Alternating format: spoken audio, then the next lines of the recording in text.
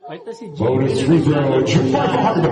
Parang may similarity rin sa'yo eh. No? Hindi, Parang hindi. hindi takot tumira. Iba-iba yung Jimmy Alpha, siyempre. Ano ka nang, may ganun ka rin mentality, you know? Iba So yung- somehow, supportado niya yung klase ng Oo naman, nilalaro siyempre. niya. Pero iba yung Jimmy Alpha, di ba?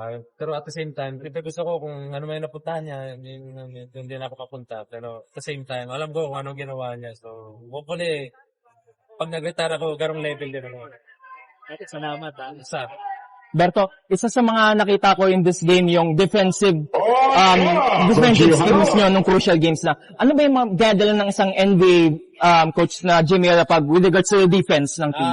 siyempre, yung details lang, tapos, sa family na kami ngayon, so, masaya, siyempre, na connected kami. So, hopefully, tuloy-tuloy.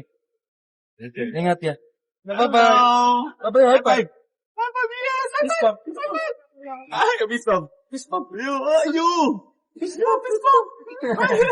How old are you? Bilang na. How old are you? How old are you? Two. Ikaw, high five. Ikaw, high five. Ayaw. Ingat ya. Tama ya. Berto, 5-0. May konting pressure na ba sa inyo with regards to ganun? Nandito na kami. Ilang beses na last conference, couple of conference. So, hindi na namin naisip yun, yung ano na, pag nag-playoffs na.